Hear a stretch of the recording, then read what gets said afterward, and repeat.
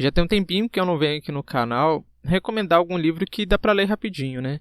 Mas eu vou dizer para vocês que como um retorno, né? Como um modo de voltar com essas indicações aqui para o canal, eu vou recomendar para vocês um suspense que, modéstia à parte, eu estou pensando no final dele até agora. Mas, antes de começar, eu sou o Mark e bem-vindos a mais um vídeo do quadro Lido em um Dia, gênero Thriller. Ecos de Melancolia, da Larissa Prado, é um suspense intrigante, eu acho que eu posso colocar assim. Como eu disse, ele é um livro curtinho, né? Ele pode ser lido em um dia, mais especificamente ele tem 96 páginas. Essa edição, no caso, é da EasyCore, tem um símbolozinho da editora aqui, né? Ele vem com fitilho, é capa dura, tem pintura trilateral, que é muito interessante. E eu acho que eu posso dizer o seguinte, eu não posso deixar, na verdade, de dizer o seguinte. Ele é todo em azul, né? Vocês devem ter reparado isso, tem o fitilho e tal. E eu vou dizer que essa cor, pela história do livro, faz todo sentido, sabe? Faz todo sentido. Nada é por um acaso. Além do que a gente dá para perceber também pela leitura do livro, vou mostrar aqui para vocês, ele tem figuras, né? Algumas ilustrações, na verdade, acho que eu posso colocar assim, né? Tem tanto ilustrações no início de cada capítulo, né? Vou mostrar para vocês, ó. Pera aí. Aqui, ó. Tá vendo? Ah, sem contar, eu esqueci de comentar também que todo o livro é azul. As letras dele são em azul. Sabe? A mesma fonte. E as ilustrações, deixa eu achar aqui uma ilustração. Aqui, ó. Dá pra ver melhor também. Ela é toda em azul. Então, assim, vai por mim. Esse tom de azul, essa questão do azul tão predominante assim no livro, inclusive no texto, né, como eu disse para vocês, ó, que dá para perceber aqui, faz sentido, né? Olha, a folha de, eu nunca sei como é que chama isso aqui na verdade, mas tem aqui, né? E tem aqui atrás também. Eu não sei como é que chama isso aqui no livro, mas faz sentido e é bem instigante o porquê dessa cor. É a verdade, não minto. Então agora falando um pouco sobre a história desse livro.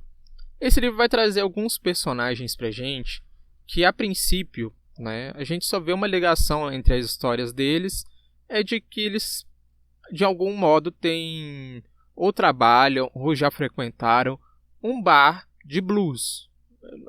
Geralmente a gente escuta blues e jazz, né, mas aqui eu acho que fica mais só por conta do som blues mesmo.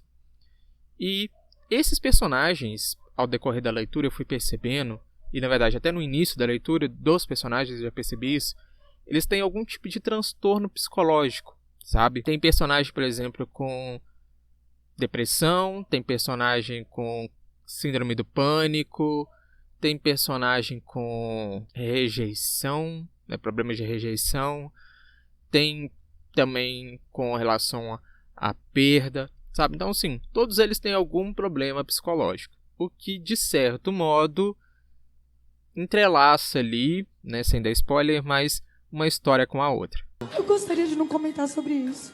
Mas apesar de ter esses transtornos, o livro traz pra gente um modo de como esses personagens tentam meio que sobreviver a isso, sabe? A seguir a vida com isso.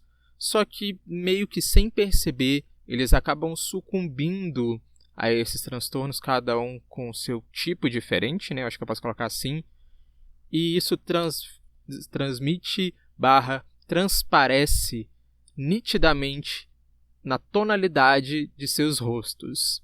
Eu acho que só já dá para imaginar o que eu quero dizer com isso, né? Ah, agora eu entendi! Agora eu saquei! Agora todas as peças se encaixaram! Então, como eu disse, a princípio eu achei que esses personagens só tinham ligação entre eles ali com relação ao bar de blues.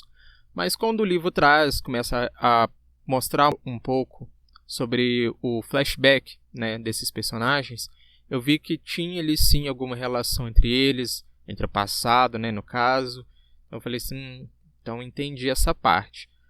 Porém, contudo, entretanto, todavia, uma única parte que eu não entendi, e por isso que eu falei que eu estou tentando entender isso no livro, que eu não sei nem se foi deixado em aberto, nem se era devaneios da personagem, é que no final do livro todos os personagens têm o seu desfecho. Ponto. Não vou explicar o que, para não dar spoiler, porque como eu disse é um livro curto, então qualquer coisinha que eu falar aqui a mais eu posso acabar esbarrando no spoiler. Mas assim, todos eles têm o seu desfecho. Pro bom ou pro mal, tem o seu desfecho. Agora uma ficou com um desfecho aberto. Eu lembro que eu parei, eu olhei assim, não, peraí. Porque o livro é assim, ele vai contando cada capítulo de cada personagem, depois vai voltando, vai indo, às vezes são 2 capítulos seguidos do mesmo personagem. Então quando chegou ao final de uma personagem, eu fiquei assim, gente, peraí. Acabou como? Era real, não era real? Era devaneio dela? Ela fez alguma coisa, não fez? Eu fiquei assim, sem entender, porque todos os outros têm desfecho bem escrito. O dela ficou em aberto, eu fiquei assim, ai, sacanagem. Meu, ela não tem esse direito. Fica de boa, relaxa. Deixa ela. Nossa, bicho. Deixa ela. Contudo, eu não posso deixar de falar que nesse livro de parabenizar a Larissa pela representatividade.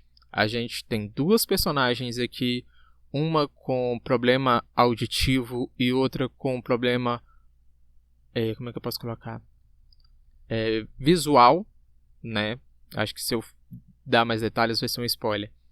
Que mostra, né, que assim, não é porque, pelo menos uma coisa que eu percebi, Mark, né, que as pessoas acham que assim, ela já tem problema auditivo, ela não vai ter depressão, ela não vai ter isso, não vai ter aquilo. Gente, esse tipo de doença não é porque a pessoa tem uma deficiência física que ela não pode ter uma deficiência intelectual, uma deficiência psicológica. Não tem nada a ver uma coisa com a outra, sabe?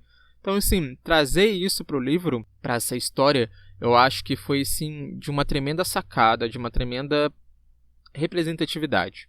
Parabéns, Larissa. E para finalizar, vou falar só um pouquinho sobre a minha experiência no livro como um todo. A princípio, eu achei um pouco difícil de ler por 2 motivos. Primeiro, por essa questão dos personagens não ter muita ligação uma com a outra. Então, eu fiquei assim, bom, que história é essa? Por que isso? Sabe? Então, assim, não me casou muito bem no começo. E o fato dele ser todo escrito em azul, as letras também serem em azul, o que não é convencional de se ler, cansou um pouco a minha vista, sabe? Não sei porquê, mas eu tive essa estranheza no começo. Eu falo por conta do seguinte, é um livro curto, como eu disse, um livro de menos de 100 páginas. E sem contar que a gente não... 100 páginas, sem descontar as páginas que tem essas ilustrações, né? Então deveria ter mais ou menos umas 94, 95 páginas, mais ou menos, só de escrito. Estou jogando pro alto, não sei. Mas ainda assim eu demorei um pouquinho de tempo para ler, eu demorei um pouco mais de 2 horas, eu acho que foi umas 2 horas e 10, 2 horas e 20, por aí. O que não é uma média muito ruim assim, mas por ser um livro curto, eu achei que eu demoraria um pouco menos, mas tá ok. É uma leitura muito boa. Como eu disse, é um livro de suspense que intriga, a relação dos personagens, a ligação que é mostrado entre eles no final é surpreendente. Volto a repetir, a questão da cor azul, do porquê da cor azul, foi assim, imensamente casada com tudo, sabe? Eu consegui entender muito bem. E volto a repetir, Ecos de Melancolia é um livro curto que pode ser lido em um dia. Tem esse pormenor que pelo menos eu achei com uma certa personagem que não tem um desfecho, mas ainda assim é um ótimo suspense. E fica aqui a dica para você, caso queira ler um livro curto de suspense em um dia. Ai, que delícia! Tendo dito isso, eu vou ficando por aqui e eu vejo vocês na próxima.